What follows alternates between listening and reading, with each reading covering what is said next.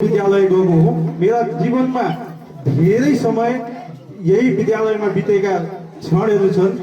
नानीहरूले अहिले पुरस्कार प्राप्त गर्नुभयो, अहिले नगरमा पाउनुभयो। हाम्रा पालामा त कपी र डटपेन पाइन्थ्यो।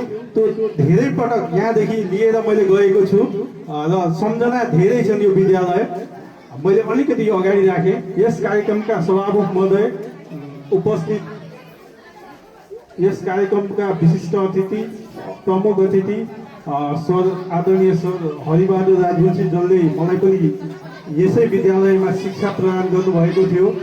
मैले कमल सरलाई पनि केही समय अगाडि यहाँ देखिरहेको थिएँ, श्याम सर देखिरहेको थिएँ।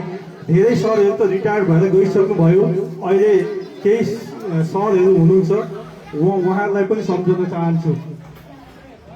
र आज मलाई एकदमै खुसी लागेको छ, आफैले पढिरहेको विद्यालयमा अब पहिले यस्ता कार्यक्रमहरू भएका थिएन। जग्गा कसले दिएका थिए, विद्यालय कसरी सञ्चालन भएको थियो भन्ने कुरा थाहा नै थिएन। तर यो जुन ऐतिहासिक थालनी भएको छ, यसले एउटा के प्रश्न चाहिँ पाल्छ भने हामीले असल काम गर्यौँ भने त्यसको फल चाहिँ पाइन्छ है। 70 वर्ष अगाडि हाम्रा पूर्वज, यस क्षेत्रका अग्रज बुवाहरूले दिनुभएको जग्गा, विद्यालयलाई दिनुभएको जग्गालाई अहिले उहाँहरूको सन्ततिहरूले चाहिँ उहाँहरूले सम्मान पाइराख्नु भएको छ। भनेपछि हामीले असल काम गर्यौँ भने सधैँ सम्मान पाइँदो रहेछ, चाँडो होस् या ढिलो होस्। र यो कुरा चाहिँ हामीले बुझ्नुपर्ने छ।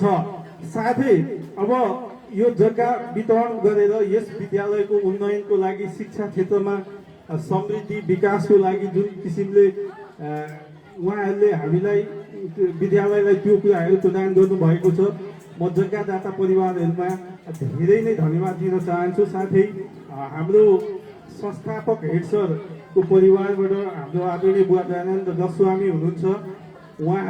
म प्रेम सरलाई छोटो समय मलाई पढाउनु भयो, तर म एकदमै स्मरण गर्छु। उहाँ एकदम अलिकति कडा मिजाजको, अलिक कडा स्वभावको हुनुहुन्थ्यो र हामीलाई चाहिँ त्यति बेला पढ्नलाई उत्प्रेरणा गराउनुहुन्थ्यो। मलाई लाग्छ त्यो समय हामी धेरै, अहिले केही तथ्याङ्क सरले प्रस्तुत गरिराख्नु भएको थियो पास आउटको, हामी त लगभग धेरै पास हुन्थ्यो त्यो समयमा। त्यो समयमा शिक्षाको अवस्था त एकदमै राम्रो थियो। हामीमा यति कम्पिटिसन हुन्थ्यो कि हामी कसले बढी मार्क्स ल्याउने भनेर त्यो किसिमको हुन्छ। यही विद्यालयमा पढेका अहिले हाम्रै साथी, कोही शिक्षक हुनुहुन्छ, कोही दिलगङ्गा आँखा अस्पतालको त्यो व्यवस्थापन समूहमा हुनुहुन्छ। अहिलेको भर्खरै यही क्षेत्रबाट निर्वाचित सांसद प्रकाश पाठक पनि यही विद्यालयको विद्यार्थी हुनुहुन्छ।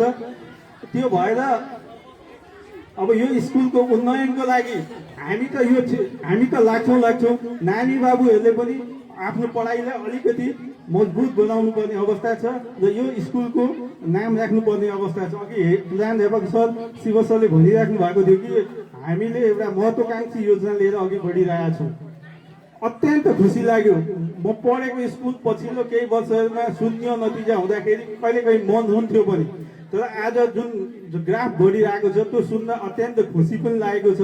र हामीबाट केही सहयोग गर्नुपर्ने छ भने हामी त्यसको लागि सधैँ तयार र तत्पर रहनेछौँ भन्दै अब धेरै ढिलो भइसक्यो। नानी बाबुहरू पनि छटपटिरहनु भएको छ।